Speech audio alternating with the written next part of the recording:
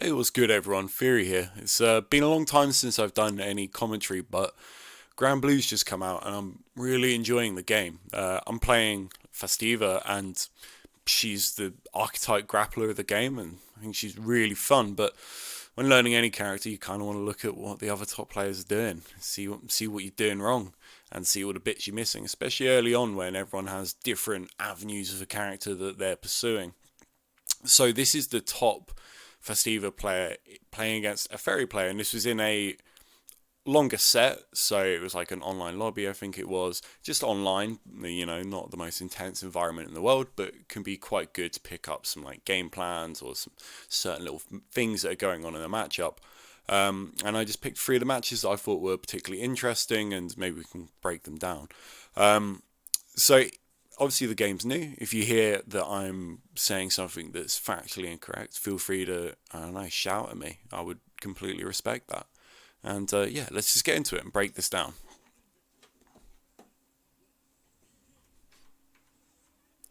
So starting the round, well, just in general, right? Just think about this matchup. Ferry's got long normals, right? Festiva's walk speed is pretty slow, so that means that those if you don't make decisions, you can't really walk Ferry into the corner, because you're just the pushback is going to be too much. So running is obviously an obvious option. When you run in this game, you can't go straight into block. It's not Guilty Gear. You can't FD stop or anything like that. You've got to make a decision on your run, or just like let it end naturally. But it does have a bit of recovery. So Festiva has a thing, as you just saw, where she can cancel run into Lariat. And this makes Lariat start up a little bit quicker. And when you hit a Lariat, obviously this is a crouchable move. You can just crouch it and punish it. But if it hits an opponent standing, it will guard crush them. It's not like, oh, you get a free combo if you guard crush. You instead, what you get is like a mix. You get to do a jab and they can't interrupt it unless they, do something invulnerable. And then you get like a SBD, or the mix-ups are endless. But it's a good situation for Steva, and to start out a round like that versus Ferry is quite rare, because normally she's going to be hitting buttons immediately. So we'll see how this ends. So this does a jab and is slowly getting this corner control.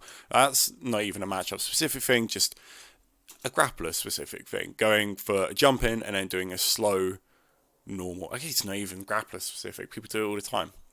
Going for a slow normal. And this gives the opponent the ability to press a button and get counter hit, or just, hesitate for a second. And because it's a heavy button, you are going to get a massive combo. Now, this Festiva player goes into the target combo, giving them the ability to confirm.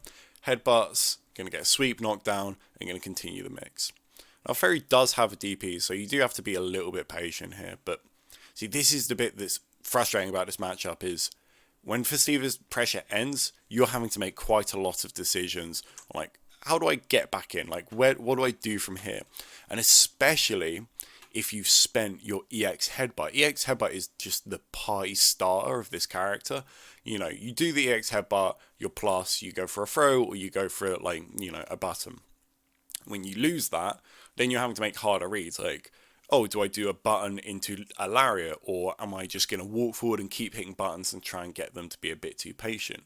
This is hard versus Ferry because she has those long range normals, so when you push yourself back, as you can see, you're having to make decisions to get back in. And yeah, push back, tries to move forward again, Ferry just hits a button and starts scrambling with those buttons. And this is just, a good situation for Ferry. So much to talk about here already. But, so dodging. In this matchup, dodges, you'd think they do nothing, because you don't like get a punish, like, oh, you dodged a move, like, now it's you get a punish. It just means you don't get pushed back, and that is really important. Not getting pushed back is going to be the bread and butter of this matchup. You need to stay close, you need to push them to the corner, and you cannot do that if you are getting pushed to full screen, or like long range in general. So you can see the dodges, and that's what allows him to walk forward and do that button. And there you go, he's going to get a bit of mix up from this, and just a lot of screen positioning. Safe ender on that. Good anti-air. And yeah, this is a hard situation, right? Being at max screen, which you will be after that anti, especially if you back roll. Being out here, being at full screen is kind of like better than being at 3/4 screen in a certain regard, because at least her buttons aren't scary. But there's nothing stopping Ferry from just moving forward and taking up that space. And I think that's what we see here. Yeah, just dash forward into the full range move again. And also punishing, when you've got super, you can punish her throwing out the minion. But if you don't have super, it can be a bit difficult from that range. And it's just a punish on a sweep. It's always going to be punishable, that sweep. So just once again, back in this full screen situation. And Ferry's got all the control, got meter, got everything. So a forward roll there, like, so obviously forward roll in this game is low vulnerable. It also has like a fair amount of recovery to it. So you won't actually see it being used that much versus Ferry, just because her low moves are so good.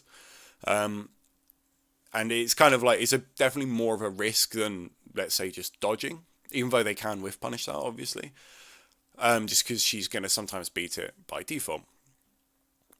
You do it sometimes anyway. You're a grappler. You have to do stuff that isn't always going to be the correct decision. Like, that's just the nature of playing a grappler that's got quite an extreme archetype. And these are the low pokes here. So I'm talking about this, like, this is a difficult situation.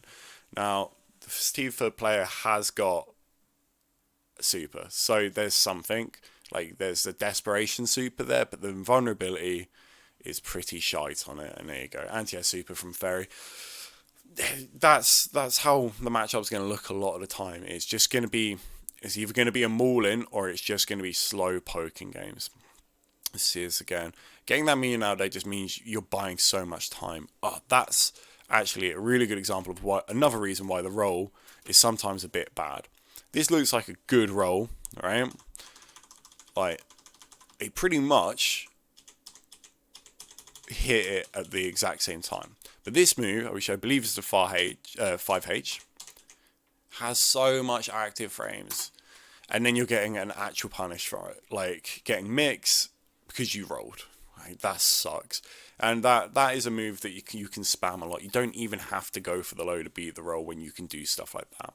So it has other vulnerabilities, like it's kind of slow and you can jump it, but yeah, no, it's still good. And not opting to just bring Ladiva in, just poking at her.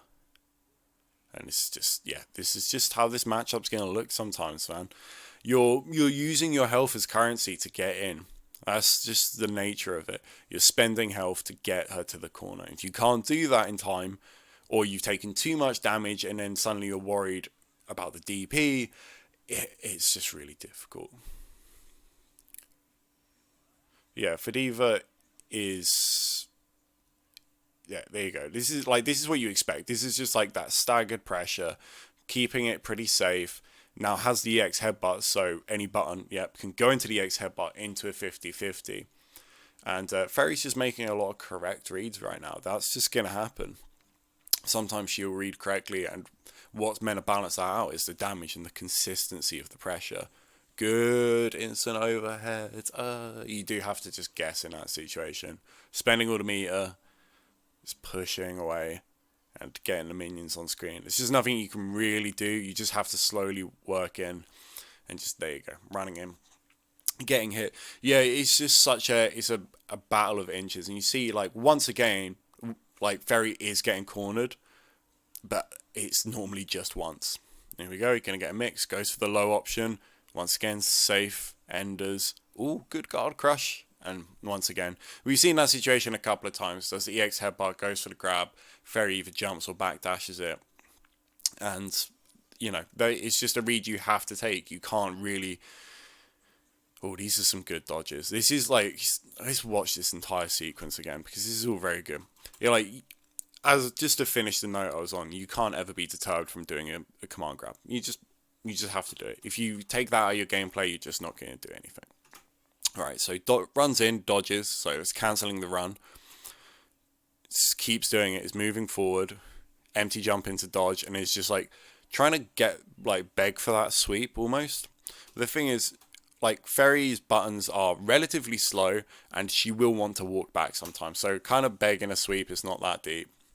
Once again, going to get the knockdown, dash back, run forward, SPD, trying to keep it mixed up, safe jump, pressure once again, and that's the DP. You got to douse him with a DP. Now the DP's not brilliant, but it's still a DP, and that's ridiculous. And there we go. That's going to be game. It can all end pretty quickly in this matchup, considering it's so pokey for so long, but as soon as people start getting meters or getting into the correct situation, they can hurt each other, which, you know, it's pretty long. It's pretty long. I think it's just, yeah, you're playing those games of inches, and you're going to probably see a lot more jumps. There's the roll. Wow, what? Like, roll into medium headbutt. Like, you're plus on that, but that shit has startup. So doing it is just confidence. And yeah, that's a frame trap. Get that one for free. Corner pressure, once again, going for that heavy button. Adding a bit of delay in there to catch anyone doing wake up buttons. Good dodge. And this is just keeping really nice corner pressure, but it's so hard to get in here. That's another thing about this matchup. It's like, her escape options are not bad. Like, the web swing, like, you have to be pretty on it with like an air throw or an air SPD to actually anti-air it. And especially she can go into buttons, and they're good buttons. And they've swapped sides here. So being this close to the corner is just so much work. But has the health to spend, you know.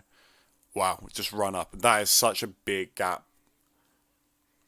Dodging as an anti-air never feels that great. And finally that headbutt into SPD kind of paying off here. Empty jump, or I think it was like a delayed jump button, so it looked like it was going to be a cross up, and then going straight into the SPD just due to the start up, which is just, you know, that's grappler stuff. Like, doing the same mix up 4 times in a row is so hype. There you go, good job. He's just slowly working into that corner. Oh no. I'm surprised it didn't go for the roll there. Like, the roll is not really a mix-up because you've got a block button, but just getting out of the corner is super nice. Just exchanging buttons. You saw them doing, like, a jab there, right? You can actually beat her whips. Like, they do have hitboxes to them, but it just doesn't really mean anything outside of really quite close range. Like, close range, you can cancel into a lariat, but from this far, yeah, you're not getting shit. Just playing it slow. Still has a bit of health to work with, but not enough. We've seen this movie before. Oh, drops. And there's the beg super. No. Yeah. I mean, you can't not do the super. You can catch stuff on... You have to catch stuff on startup. You can't really hit active frames. Oh, no DP punish. What was this whole exchange? No DP punish. Like, goes for the run into DP. Just to get, like, spacing, I assume. Or maybe to get, like, close medium. I'm not sure. And then somehow makes the read that the Ferry was going to jump back. I mean, she doesn't have the... It is still insane. Like, she does have to make decisions like jump back. But getting that read is pretty mad. Doing a really good job of dodging around the buttons. And that's what we're talking about with that, like, the kind of slower start up on her buttons. Just getting caught out is really nice there. You can see it's... Boom. Her attack level is actually really low as well. So a lot of the times when normally characters would trade, very often loses. So it's something to bear in mind. Here we go. Big bait on that, and that's going to hurt. Boom. Saving the headbutt there. Like, could have spent more to do more damage, but just saves the headbutt and goes straight into the command grab, which is useful because, like I said, like, headbutt is the party starter. You need it in this matchup, and this is one example why. Counter hit. Like, if they're crouching, you don't get the lariat combo, and that's pretty important. And that's the match. I mean, those are the 3 that I've looked at. There's just... It works how you expect it to work, this matchup, but the thing that I find quite fascinating is, like, exactly where I skipped to here. It's the dodging, and it's the navigating of the buttons. It makes the matchup way more enjoyable than it traditionally is in fighting games, because it feels as if you don't have to scramble as much. Like, you don't have to really aggressively beg for a hit, and you're just like pressing buttons in like the vain hope that something's gonna connect properly and you're gonna get mix. So yeah, interesting matchup. I mean, these matchups tend to develop in the character with the longer range that can be more consistent is the better character in the matchup. But you never know, like, tech can be found. It's not uncommon. Anyway, hopefully that was enjoyable. And yeah, I hope to delve back into commentary a little bit. It's kind of fun. And it just helps me learn about the game, you know, watching other people play, articulating the match. It's useful. It's a useful experience for everyone. Anyway, take care.